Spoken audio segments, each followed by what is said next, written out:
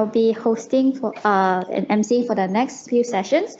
So we invited a specialist, a cardiovascular specialist from UiTM. So it's Dr. Hashbullah Ismail. He'll be giving a little bit of a talk about how to elevate your physical well-being, especially at work, and especially talking about what's the common diseases that most people will get during work. So I think we can, without further ado, we can actually invite Dr. Hashbullah into the session. Hi, how are you?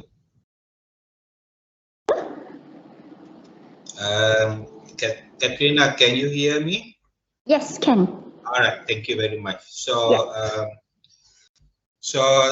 First thing I would like to say thank you very much to the PMCare because calling me to have a sharing session today afternoon. So the topic given to me is on sudden cardiac death happen in the workplace and also at home, and the things that we can use some of the tips that to avoid or to minimize the problem that might be occur due to sudden cardiac death. So I'm preparing some of slides. So, but anyway, the slide is a little bit clinical, but don't worry about that because the most important things that hopefully that we can understand and we can discuss on the layman term. So let me share my presentation.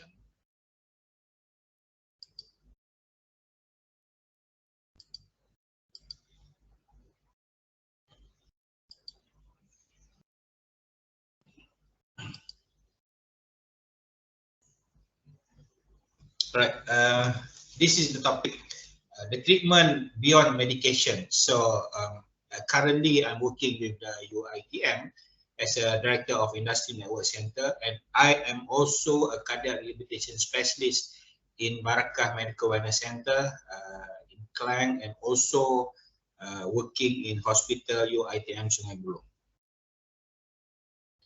So let me talk about this sudden cardiac death and how this sudden cardiac death may be occur and happen. So by definition, when we talk about sudden cardiac death, this is the event that happen to those who have suddenly get a cardiac arrest where there is no heartbeat at the heartbeat or the problem at the heart, and then within 6 hours of that normal state of health, suddenly they get that. So that is a definition by American College of Cardiology. And since that we know this sudden cardiac death, the probability going to be increased for those who are doing the physical activity. How about on the sport related sudden cardiac death? It was defined as a non-traumatic death might be happen during 1 hour of a moderate or high intensity of exercise. When I say intensity, is going to we are referring to the effort that we do during the exercise. Within moderate and also high, within 1 hour to the competitive athlete. But in this case, it's not only during 1 hour of competitive athlete, but also can happen to recreational athlete. Or for those who want to take care of their health because they want to get some fitness and to make sure that they can increase their immune system during the pandemic era of COVID at this time. So let's look about the pattern of the sudden cardiac death. So basically, those who have cardiac sudden death, it happened based on the age. For those who are less than 35 years old, the statistic shows that 1.5 to 6.5 person per 100,000 we get this sudden cardiac death. But in the same time, the incidence of the SCD, the name, the abbreviation of the sudden cardiac death, SCD, in general population above 35 years old is estimated between 1 to 1,000 per year. So let's see, guys, between these two, those who are those who are aged below the 35 years old, around 1.5 or 2 to 100,000, and those above 35 years old, 1 over 1,000 is a very huge disparity above these two groups. So that is the reason why we put it into two different groups. One is below 35 and another one is above 35. And since that, the sudden cardiac death normally happen to those, we can see that around surrounding of our working place or surrounding of our neighborhood, we can see that those who are doing the exercise or maybe cycling, suddenly they get the sudden cardiac death. So come into this, the statistic shows that incident of the sudden cardiac death during exercise is 1 per 200,000 to 250,000 among healthy young people yearly around the world. And among athletes, SCD happened to 1 over 50,000 to 1 over 100,000 annually, and this is 2 to 4 times more often when compared to non-athlete. So the reason why we need to talk about this incident of sudden cardiac death among sports is not related directly to the sport, but directly to our daily lifestyle, because we know that during the pandemic era, we need to increase our immune system, and we need also to make sure that we have a very good health by doing some exercise. Unfortunately, during the exercise, the sudden cardiac death might be happen. So very important for us to understand why the sudden cardiac death can occur to most of the people. So don't worry about the terminology of America here, but I'm trying to simplify that. Basically, between these two groups, young athlete and also another one is those who are above 35 years old, not only athlete, for those who are doing exercise, that below than 35 years old, most of the people that happen because of the heart problem. They have a very weak of the heart, what we call as a hypertrophic cardiomyopathy, and that happen stillborn. I mean, still from their childhood, they already know that they're having this problem. And another point that quite very important, that those who are athlete or those who are doing physical activity that above than 35 years old may die due to complication of coronary artery disease. And that coronary artery disease referring to the lifestyle of ourselves. I give you an example that and that happened because of atherosclerosis, and that atherosclerosis is the deposit of the fat in our body and cholesterol in the blood vessel. When they start block the blood vessel in our heart, or in the blood vessel go to the heart, then we can get the heart attack. Same thing also, if the blood vessel go to the brain, it can get some heart stroke. So the most things that people die because of this population is come from the 35 years old, will contribute to 80% of the population, and that happened because of the myocardial infarction. Myocardial infarction means heart attack. So another reason of heart attack is because of the situation where when people start doing exercise. I give you an example, when we cycling, we start doing exercise, and then the demand of the oxygen in our body going to increase, but the supply is very low. Why the supply is very low to the heart? Because of our heart is not very strong, or perhaps because of this atherosclerosis, the block at the blood vessel. So the oxygen cannot go to the heart or go to the brain. Then people get the myocardial ischemia, and that is why we call as the myocardial ischemia. So by give you some recap here, because I'm not going to talk detail about the name of the most common factor of this cardiac abnormality, but basically by the sequence, first start by the hypertrophic cardiomyopathy. This is one name of heart disease, and then coronary artery anomalies, increase of ventricular mass. That is the condition where the heart having a problem, have a bigger size, and also we can know that through the symptom, where those who have a symptom, they will feel chest pain, or probably they get some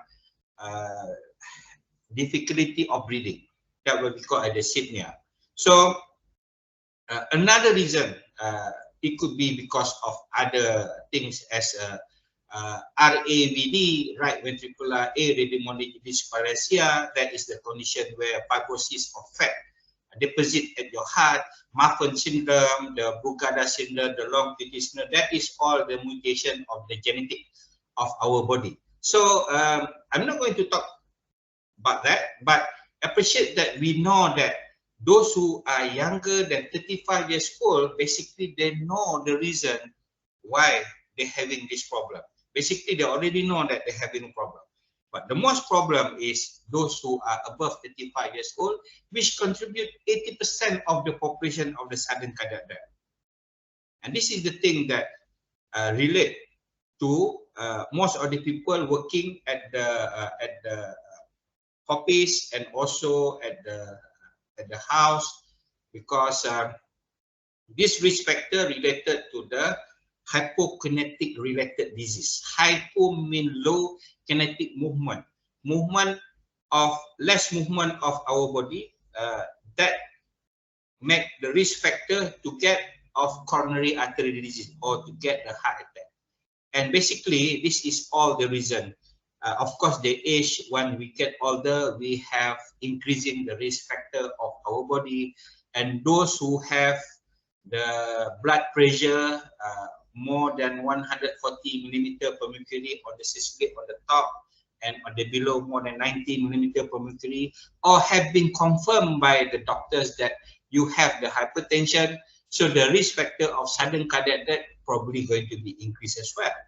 And again, the serum cholesterol, the cholesterol that we have it together with the body mass index higher, fat distribution, they form the atherosclerosis, as I mentioned just now, which block the blood vessel, block the blood that go to the heart or even to your brain. Then people can get heart attack or even stroke, and they can get cardiac arrest. Cardiac arrest means that your heartbeat going to stop, and from the cardiac arrest, some of the people probably can get the sudden cardiac death.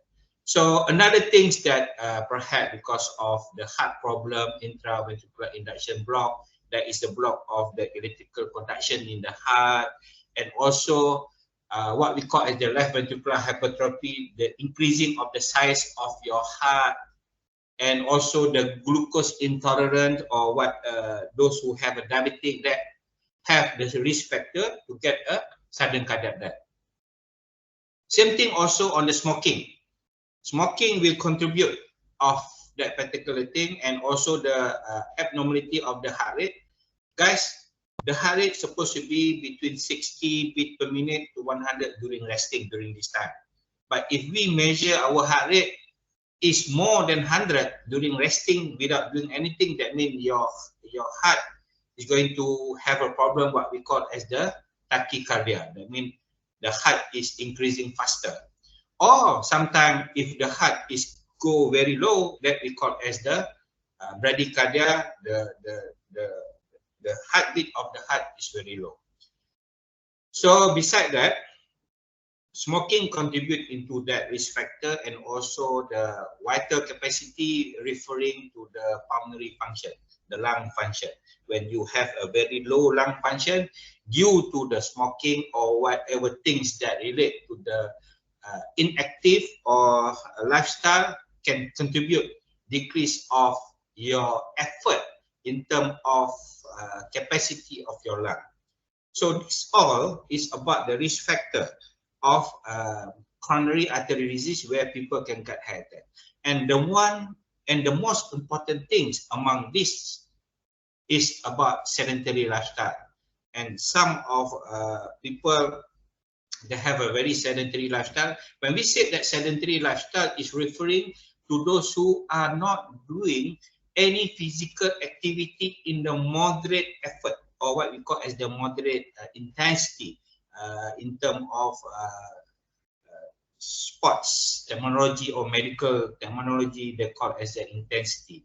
That means moderate intensity. At least at the moderate intensity and 150 minutes in 1 week. So if you do the exercise or doing the physical activity around 30 minutes as example for 1 day, it seems that you need to do 3 times per week to make sure that you get 150 per minute.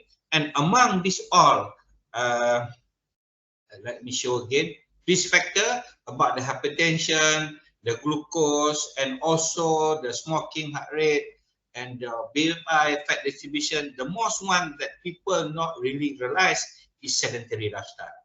And those that have a sedentary lifestyle, Journal of Medical has shows that this is the most common contributor of people who get the heart attack. So it seems that doing the physical activity might let people get a sudden cardiac death because of whatever things of risk factor that they have. And in the same time, the physical activity also is a way how to improve our body to have a better in terms of heart capacity. So let me recap a bit about this. Not say recap, the high risk factor that those who having the sudden cardiac death. This is the 4 variable.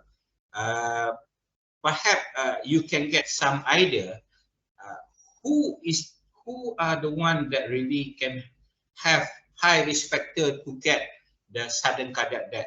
You know, that's at sudden they just get cardiac arrest. And for those who are not lucky enough, they probably get that.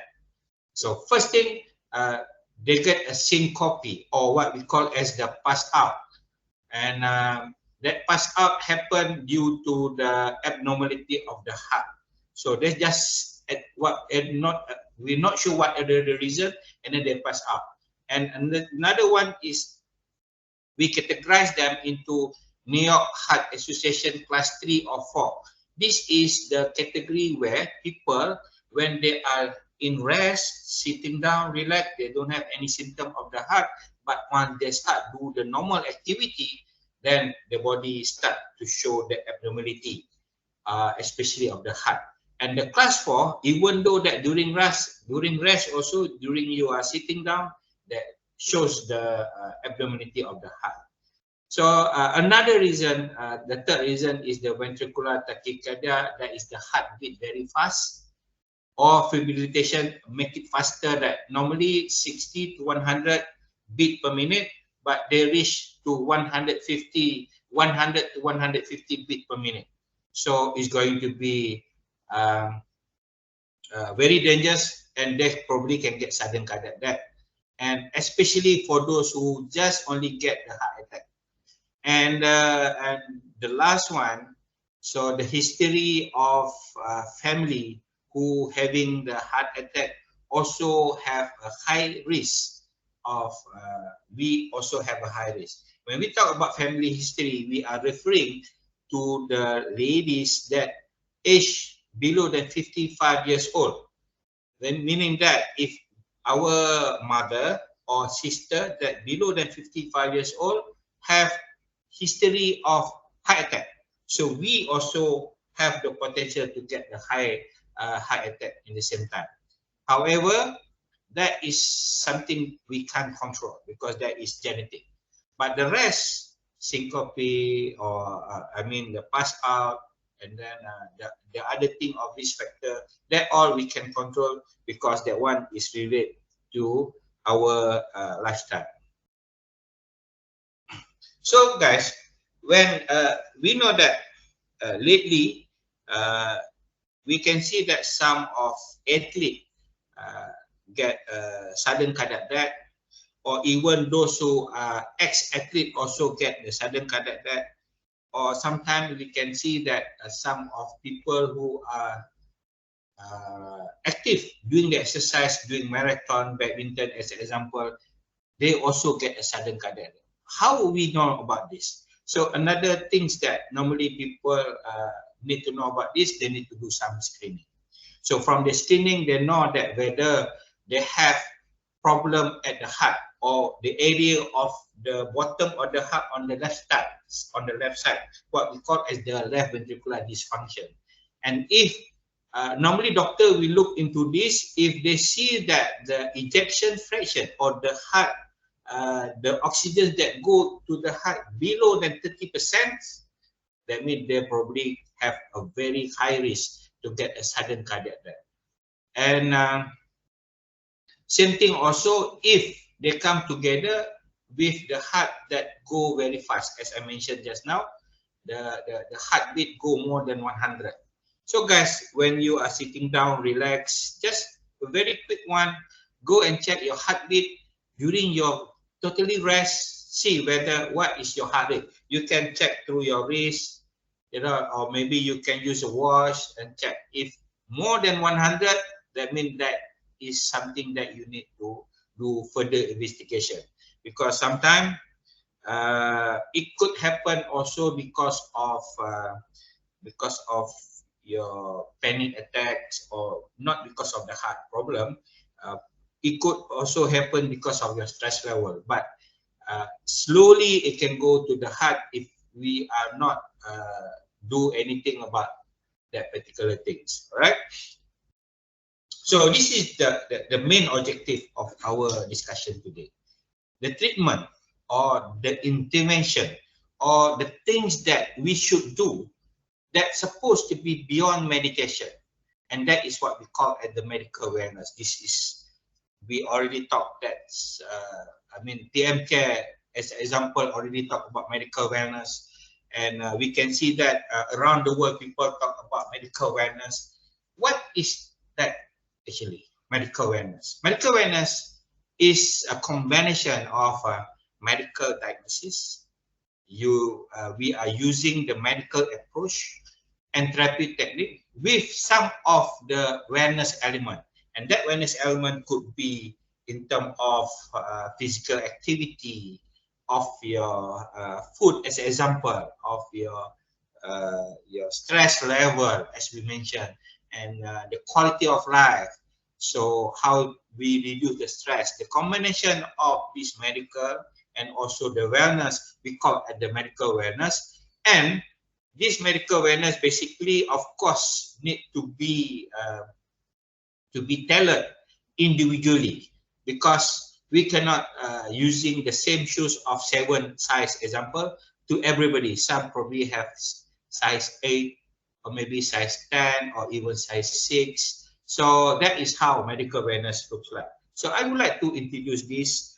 Hopefully that all of us can appreciate this, because medical awareness is not totally about medical, but you yourself can use the knowledge of physical activity, the diet as example, the way how you control of your stress, and together in whatever medical things that you have, example, perhaps you probably have hypertension or diabetic, you still can have this wellness, but in the same time, you also can using the approach of medical to increase the quality of your life. So basically, we using the physical activity to promote optimal health, and together with, as I mentioned just now, combination of health, diet, and also mental to prevent and also to do some treatment. Or because treatment, perhaps we talk back, we have discussion this among clinical, but perhaps we can use the word of some intervention or some things that we need to do and should be regularly assessed, especially for those who are 35 years old, to make sure that we can get the optimal, the maximum of healthcare in our body. And of course, to make sure that we need to make sure it's supposed to be safe and should be followed by the guideline or recommendation by the health practitioner on that particular things. Guys, we might be listened about some of the people talk about how about your fitness? They say, say, is it you have a very good fitness? So fitness referring there's so many things about fitness. Some fitness referring to your muscular strength. If you can carry some of the weight, you have strength. When you have a strength, that shows that you have fitness as well. And another fitness in terms of medical point of view or in terms of the cardiovascular point of view is on heart.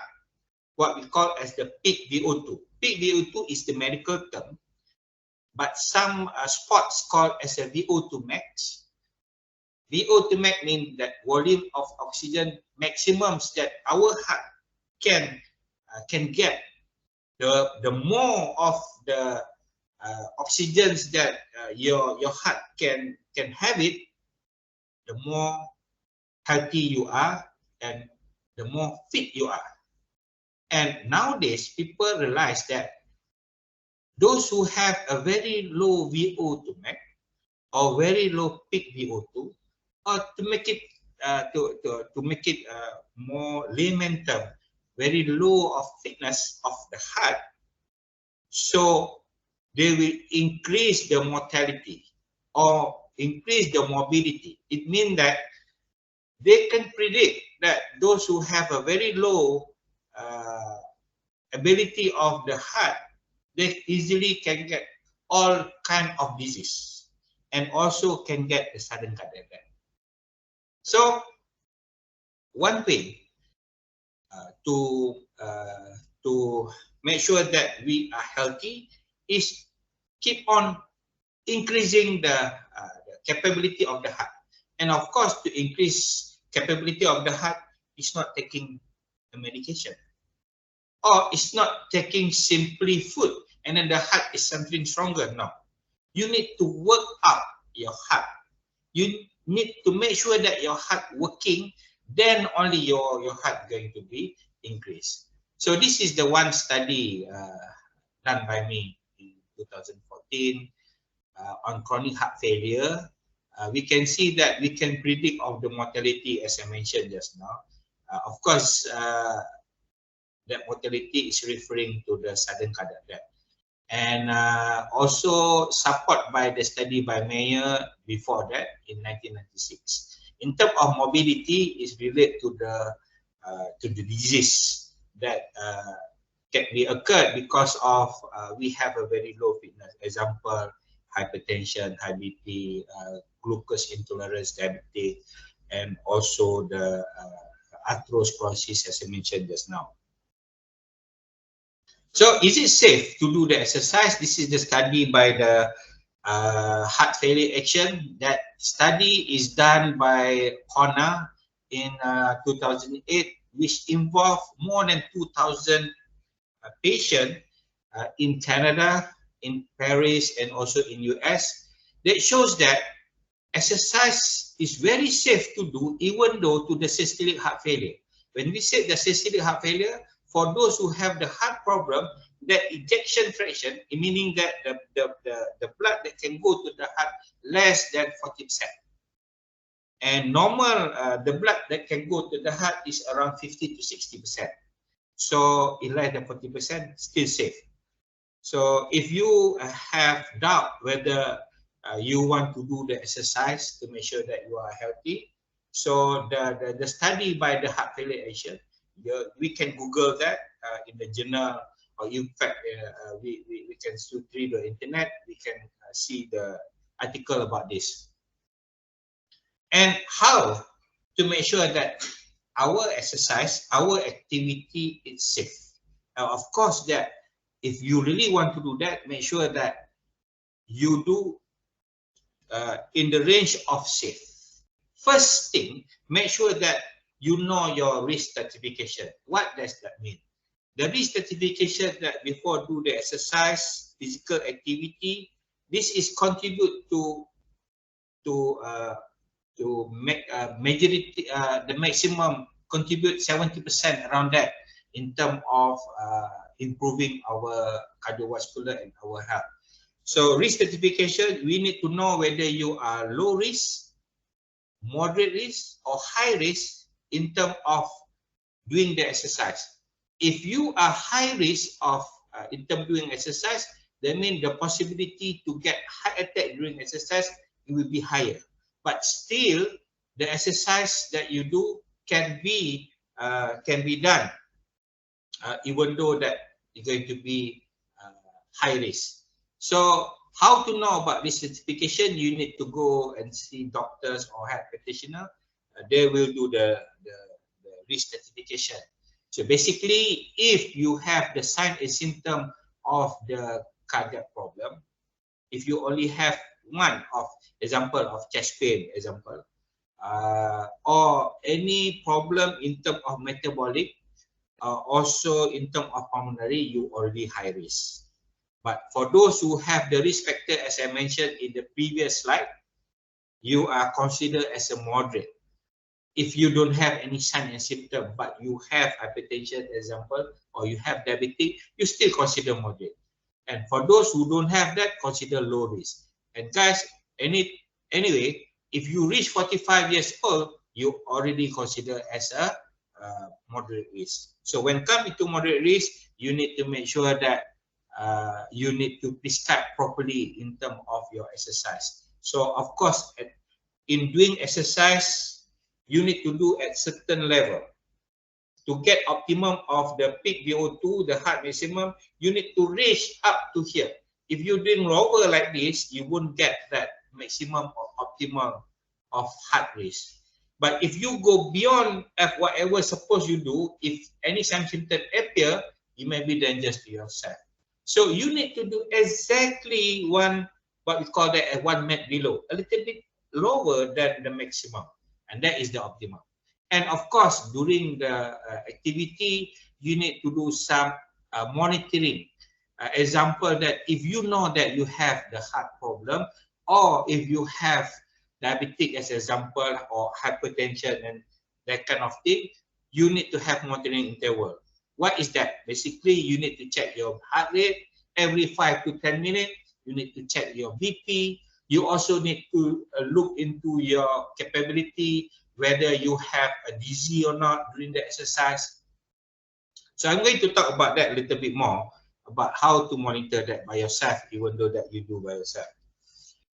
So this is time to stop doing the, I'm using the same slide to share that with another health practitioner and doctors, how to stop the rehab or stop the training. Basically, if you yourself, if you do your exercise at your neighborhood, at your house, or you do your exercise at your office, you know, sometimes some company now have a very good initiative. They do exercise at their companies. Make sure, number one, there is no chest pain, what we call as the angina. There is no chest pain, even you are not sure whether that chest pain is really chest pain or stomach pain, because for some women, because of the period pain, they are not very sure whether they are really chest pain or stomach pain. So if you have that kind of thing, stop immediately. Okay, that is a one thing. Second, if you having difficulty of breathing, so if you feel that very hard for you to breathe in, you need to stop immediately. This is the second one. The third one, this is if you are hypertension as an example, your blood pressure suddenly drop. Even though that you keep on doing exercise, you increasing the effort, but the blood pressure reduce a lot, and also your heart rate also reduce. While you are climbing the hill, of course your heart rate definitely going to increase, but suddenly when you measure your heart rate, drop. So that is a very dangerous condition, and you need to stop the exercise immediately. Or if you feel like the blood pressure suddenly increase more than 250 millimeter per mercury. Remember, that is on systolic. Normal is 120. If you do the exercise, it can go up, normal condition, 130 or maybe 150 millimeter per mercury on the top. But it reached 250, that means you need to stop. Or diastolic at the bottom of the blood pressure, normally 120 over 80, the 80 suddenly go up to 115, you need to stop the training, exercise, or whatever things that you do. And another things that you need to do, if you feel like they have a light headache, you feel that some confusion happen, or you can see that you have a sweat, or you can see that your skin start change of the color, stop the training. You still can do the training or exercise, but not on that day. Okay. So this is all because I'm going to spare some of the time for question and answer with all of you guys, if you have any. So this is one of the example that paper that published in that done by me last time. Cardiovascular response on hypertension. It's already published in Journal of Cardiology. That shows exercise is good and need to do in managing the blood pressure. So this is one of the example of the journal of academic or medical journal that been published and done by me. Some of them by me, and you can look that also in other journal publication as well. On diabetic as example, while you are doing the exercise, you can control your insulin level to be in a better, or not say control, to manage it basically. So it's already published also in Journal of Cardiology. And exercise can reduce of obesity, you know that. And exercise is part of the cardiac rehabilitation and also can reduce the cholesterol level. Another good thing about this exercise, guys, even though that quite very challenging to do exercise, especially during the pandemic, exercise can increase your bone density to make your bone tougher by release of some of hormone osteoblast in osteoblast and osteoclast in our bone, make it increasing in terms of bone density. So guys, again, to do the exercise, now we are in the COVID-19 era. If we do the exercise, we maybe can expose ourselves to particular person that having the COVID as example. But guys, let me share you one thing. I'm not going to talk a lot about this COVID-19 things. I have a different about this. I mean, different presentation about this COVID era. Some people believe, and this is true anyway, that exercise can increase the immune system. So it may let your body ready to fight against virus. So, however, one important thing. If you're not doing exercise for quite some time, or if you do exercise regularly at that particular day, you increase the effort of exercise, suddenly you expose to the virus. That is the time where your immune system very low. So remember that. So I give you an example. If you're not doing exercise for quite some time, and then you start doing exercise, remember there is a window of immune system. Immediately after doing the exercise, your immune system going down. Remember that. And that is the time that your body is very fragile to easily get virus. So, but however, after 2 hours of exercise, the immune system start increasing. That should be okay. Not should be okay to expose, but you have better immune system. But remember, during exercise, you should do the exercise, but you need to be very careful during exercise, make your distance. Because you cannot cover your face by the mask anyway, because otherwise you can get hyperventilation. The carbon dioxide are going to be a lot, so it's going to be problem for you. So exercise basically, they can improve your pulmonary function, because we know that those who have a COVID, as example, they can get the long effect COVID, and that long effect maybe can last for several months or even 1 year, and that is based on the journal. So those who have heart problem or maybe have the NCD, non-communicable disease such as hypertension, diabetic, when they get COVID, they are not recover immediately. Sometimes it will take like few months, 2 months, 3 months, or even 5 months.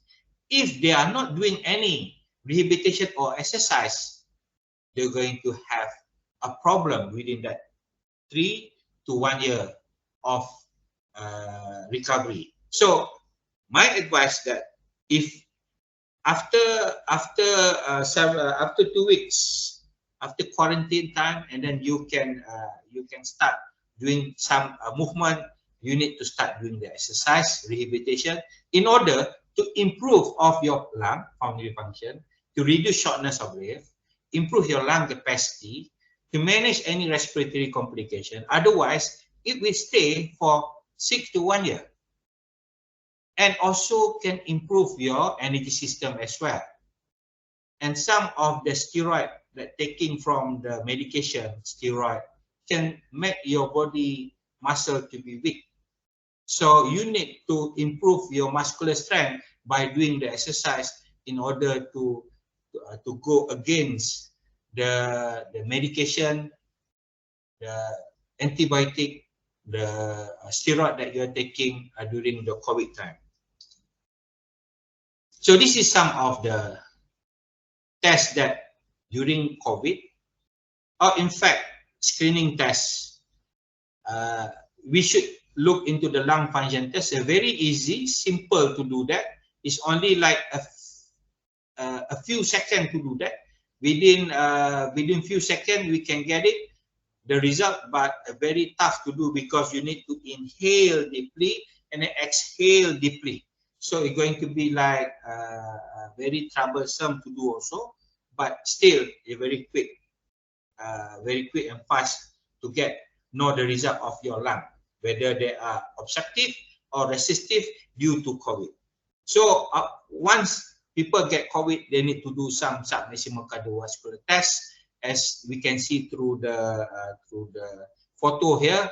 We need to look into the ECG pattern, how it looks like, and of course that after that we need to do some blood tests as well. So this is an example of COVID.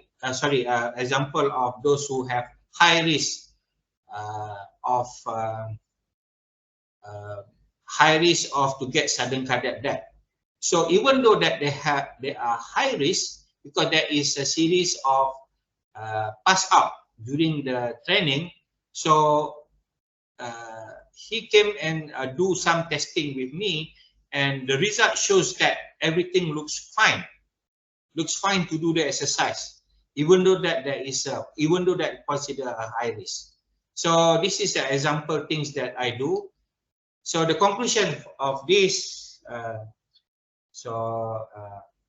better we do some prevention, so rather than cure. So it's going to be easier things to do, and to do exercise, physical activity, it might be dangerous, but this is also a way to improve your heart capacity. So guys, see, do exercise might be dangerous, but exercise also the way how to improve your heart.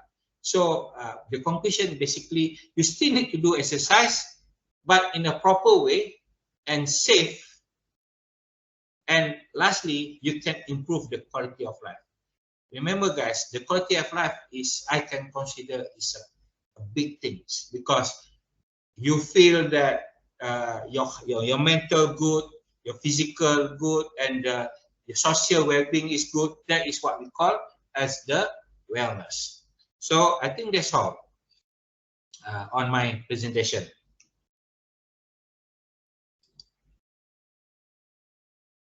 All right. Hello, Dr. Hashbullah, can you hear me? Yeah, can. All right, so I have a few questions. It was a very interesting talk. Thank you just now for sharing with us some tips and insights. One thing that actually caught my attention was you mentioned something about if you're 35 years old and above, there's more risk in symptoms for cardiovascular diseases. So, what if I'm younger than 35 years old and I'm actually showing a few of these symptoms? Then, what should I do? Well, the cutoff in terms of the risk of sudden cardiac death is basically 35 years old. However, lately, quite surprisingly, because that cutoff 35 years old, we can see that some of the people that less than 35 years old, in fact, at the age of 25, they get some of the heart attack or even stroke.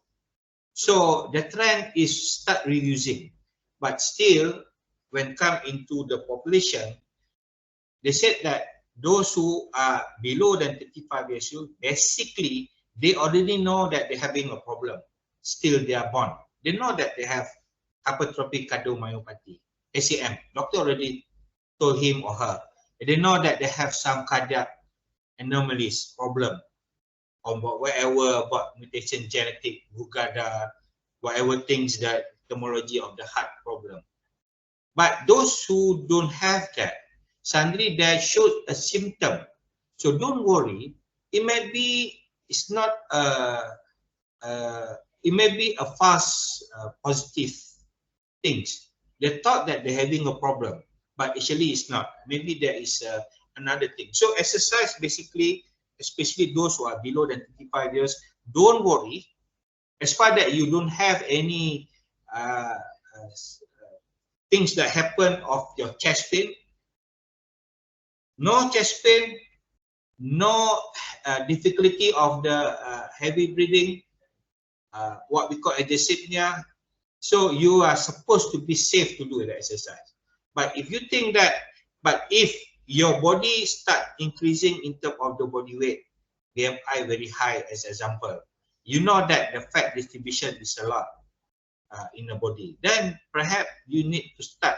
However, our body is still good, especially of women on heart problem, because we want to say that because we don't want them to get some sudden cardiac death. And if you check those who get a sudden cardiac death, most of them is above 35 years old. So just in case if they're young, as you asked, if you think that you're having that kind of problem, or you think that you have a problem, just go and see doctor, and don't diagnose that through internet. Just go and see doctor. Perhaps there is only some infection at your lung, example. So then you are start worry. Am I having a heart problem? You know, don't, especially those below than 35 years old. All right. All right, thank you, Doctor. We have a question from the floor from Ms. Madzir from MRTC. For a layman, what is the symptom that that shows that we are having a heart problem? There's a few things that we know that we probably have the heart problem. First thing, if you feel that you have the chest pain, and that chest pain is one type of chest pain. You feel heavy.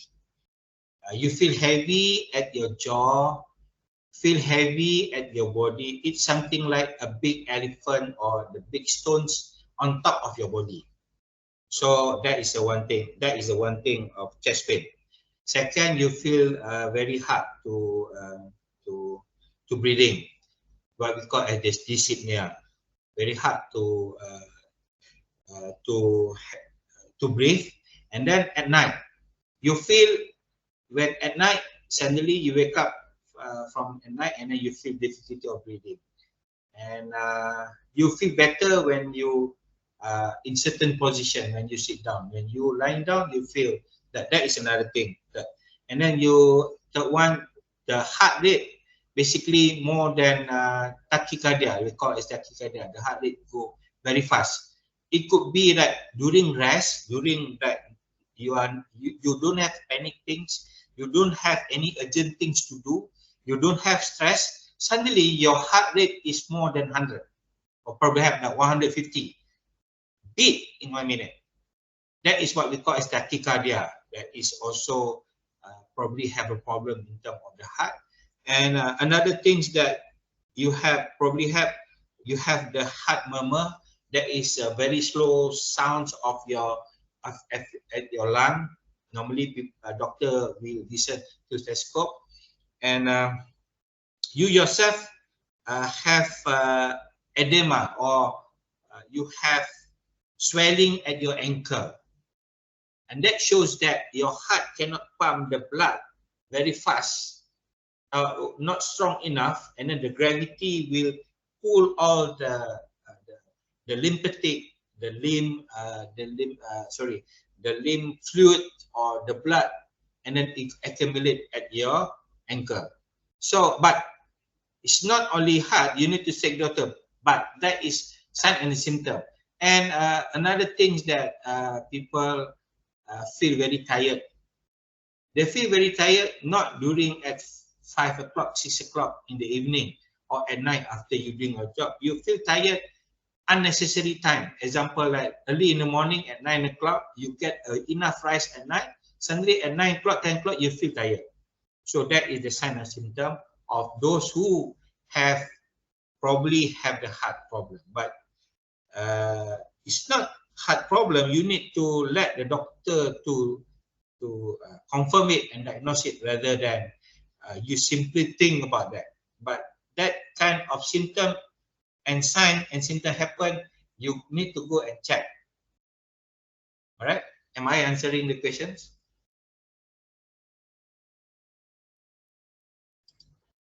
All right. I believe I have made a small list of like a summarized list of what you have mentioned, doctor.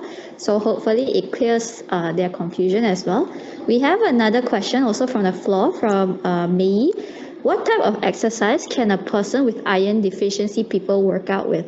Sometimes with low iron or even light workouts, they can feel shortness of breath or sometimes becomes tired after the workout. Well,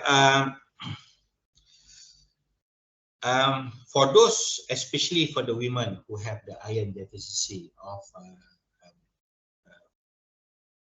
in the body, so that is not exactly this type of exercise you can do. So in order you can reduce that, because sometimes it can appear that you feel very tired also in the same time. So I encourage you, or you to do some interval thing. Interval meaning that don't go and do the exercise straight away for 20 or 30 minutes. You better do like around 4 minutes, example, or some of us maybe can only do like 2 minutes exercise and then 2 minutes of relax. And it sometimes it gives a same result as you do continuous. It might be better for certain people. It might be better as well. Maybe have better in terms of oxygen consumption, because you go up 2 minutes, do the exercise. Example, like you fast walk for 2 minutes, and then another 2 minutes you walk slowly and relax. So it can make yourself to have a better balance in terms of hormone. So it may be help you in terms of that. But to be very specific, that is the only way. No, it may be tricky here, because sometimes together with the concurrent exercise, what we call cardiovascular exercise that you do up to the your breathing is like that is cardiovascular exercise, and you need to do concurrent the cardiovascular together with the strength. Strength meaning that you do the squats. Remember squats. You do the bicep curl using the resistance band or using the dumbbell.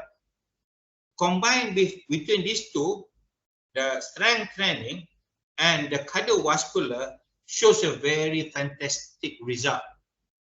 We are not really sure why these two very good, because for those who have heart problem, they are supposed to do heart exercise, but combined with strength, they show a very good result. So for those who have iron deficiency, I recommend you to do 2 types of exercise here.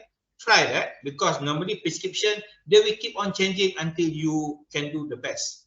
First, you do the interval, 2 minutes and rest, 2 minute rest, or 4 minutes and a 1 minute or 2 minute rest, and do for 30 minutes or 40 minutes. Do and rest for 40 minutes. Another one, you need to combine with strength. All right, so that is the, hopefully I'm answering your questions. All right, thank you, doctor. So another question is perhaps I'll rephrase this a little bit. During exercise like hiking, what is the maximum heart rate we should stop and rest? Maybe can give like some sort of guideline on what type of maximum heart rate that for us to actually look out for when we're exercising? Yeah, sure. I like to mention the part there. So make it like this: 220 minus your own age. Example that if your age is 20, 200 minus 20, that is 200. 200 beat per minute, that is your maximum heart rate. When come into hiking, you can do low intensity, low effort, moderate intensity, moderate effort, intensity referring to effort, or high effort. So when you do hiking, it based on the particular person fitness level. How do we know that? It's based on the resting heart rate. So those who are lower resting heart rate, the better. And we can consider that they are higher fitness level. As far as that not below than 60, unless they are athlete. Athlete below than 60 should be okay. All right.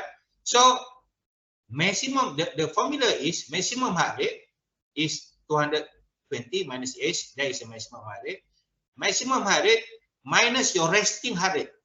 Example, if your resting heart rate 60 times, you times 85%. That is the high intensity, 85%.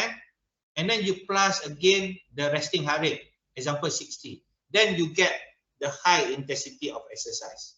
So it doesn't matter actually if you can go up to the maximum. But the problem, not say the problem, whether you can stay there or not for longer time. Basically, maximum heart rate, we can stay the maximum within 5 to 10 seconds. The maximum heart rate.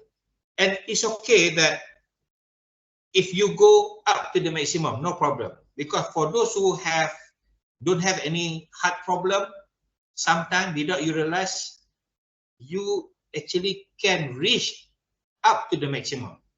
That's why you need to check. 220 minus age. Let's just say 20. 200 beat per minute. Sometimes you can get 200 or 205 beat per minute during hiking. So it doesn't matter. You can increase your intensity if you like to do that, unless go to the Mount Kinabalu, because you need to acclimatize. Acclimatize, you need to go up slowly, relax up slowly, or you go to the Annapurna example in Nepal. Go up and down, something like that. So that is acclimatization, right? It's okay about the maximum. As far as that there is no chest pain, it should be fine for you. All right, I think we got one last question from the floor. In general, do you have any information about what time do heart attacks usually happen? Well, when come into time, there is a thing happen. I mean, during in overseas. Okay, just say about in not in Malaysia. It happened always in the cold weather country, where there is a snow happen in the cold weather, the heavy snow, and early in the morning when the snow already stopped, they need to shower the snow. Otherwise, they can get some ticket or summons by the authority. So the old people normally early in the morning they will shower at the area of their house, at the pedestrian area. And when they shower, the demand of, because they're having a heart problem before, and they need to do that. So because of the demand is very high for the heart, they need to shower, but the supply is very low because of during winter, they are not really doing the exercise for quite some time, always staying in the house.